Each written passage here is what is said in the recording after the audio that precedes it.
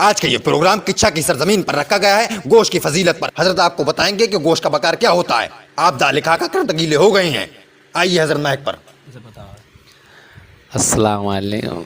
आज मुझे सरजमीन किच्छा में बुलाया गया है और उस्मान भाई ने मुझे ये बताया कि यहाँ के लोग दालों की तरफ ज़्यादा भाग रहे हैं, सब्जी की तरफ ज़्यादा भाग रहे हैं, गोश्त को पीछे छोड़ते चले जा रहे हैं। इन्हें गोश्त का मर्तबा पता नहीं है, गोश्त की शान इनको मालूम नहीं है, गोश्त का बकार इनको मालूम नहीं है। ये लौकी वौकी खा रहे हैं। इतने कमज़ोर हो गए हैं ये लोग कि इनकी ये बस की बात नहीं है कि आज साइकिल के टायर में पंप से हवा डाल सकें।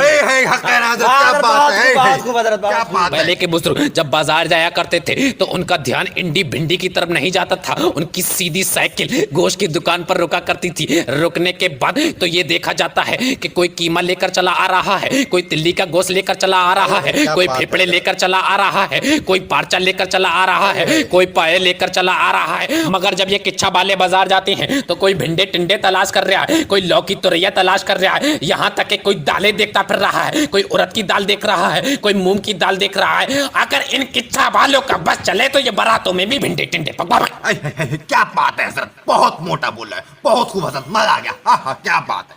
ये अजीमुद्दीन भाई, मुझे लग रहा है तुम सोन को मिला है, तुम नींद में हो। हाँ कह रहे हैं हजरत, मुझे भी लग रहा है नींद में है जी। अरे भगवान है यहाँ से। किच्छा वाले जब दाल खा के आते हैं तो बड़े फक्र से आते हैं, सीना चौड़ा करके कहते हैं कि आज हमने मूंग की दाल खाई है, कि आज हमने अरहर की दाल खाई है, कि आज हमने मसूर की दाल खाई है, कि आज हमने बिदड़ी वाली दाल खाई है। किच्छा वालों, ये मत कहो कि हम फलानी दाल खा के आए हैं, ढिमकानी दाल खा के आए, बल्कि ये कहो कि हम दाल पी के आए।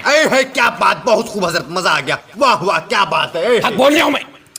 आपके ही पड़ोस सिरौली में एक बार प्रोग्राम रखा गया मेरा। मैं यहाँ पर आया, आने के बाद मुझसे बोले हजरत आप पहले खाना खा लीजिए। मैंने कहा ठीक है, चलो पहले खाना खा लेते हैं। मैं वहाँ पहुँचा, पहुँचने के बाद दस्तरखान बिछा हुआ था और खाना उतरा हुआ था। जब मैं वहाँ बैठा, बैठने के बाद मैंने शोरबा उतार लिया, गोश्त का शोरबा उतार लिया। उतारने के बाद पास में मेरे लोग खड़े हुए थे। वो एक कह रहा था हजरत शामी टिकिया लीजिए, हजरत ये कबाब लीजिए, मगर मैं नहीं लिया, मुझे शर्म लग रही थी। एक शख्स ने मेरी प्लेट में 3 कोफ्ते रख दिए, एक तरफ 2 शामी टिकिये रख दी। जैसे ही मैंने मुंह मारा कोफ्तों में, मारने के बाद मुझे पता चल गया कि ये लौकी के कोफ्ते हैं। फिर मैंने देखा कि ला शामी टिकिया खा के देखता हूँ। फिर मैंने जैसे ही शामी टिकिया खाई, मुझे पता चल गया ये तुरियों की छिकलों की शामी टिकिया बनी हुई है। मेरा गला सा बैठ गया, दिमाग सा खराब हो गया। दोनों कोफ्ते मैंने उनके मुंह पे मारे और चप्पलें छोड़ी और भाग गया वहां से। सही करा हजरत, भाग गया। इन किच्छा सिरौली वालों ने नाक कटा के रख दी है। किच्छा वालों, मैं यही बताने आया हूं तुम्हें कि इन लौकियों में कुछ नहीं रखा है, दालों फालों में कुछ नहीं रखा है। तुम अगर दाल खाओगे तो उसके साथ सलाद लोगे, अचार लोगे, चटनी लोगे तो खाओगे। अगर गोश्त अकेले खाओगे तो खा लोगे तुम। क्या बात है, खा लोगे। क्या बात है, मजा आ गया, बहुत खूब हजरत। दाल खा लोगे तुम अकेले। अगर तुम 30 रुपए का गोश्त ले आओ, उसमें ले आने के बाद 3 ही बोटी मिले, अगर 1 किलो शोरबा कर लोगे तो क्या मर जाओगे तुम। कोई ना मरे हजरत, कोई ना मरे। जे मर रहे किच्छा वाले। मूंग की दाल, अरहर की दाल, चने की दाल ने तुम्हारे दिमाग पे ऐसा असर करा कि तुम्हारी उंगली नहीं उठ पा रही और तुम चैनल को सब्सक्राइब नहीं कर पा रहे हो। हाँ सही बात कर रहे हैं हजरत। अब मजा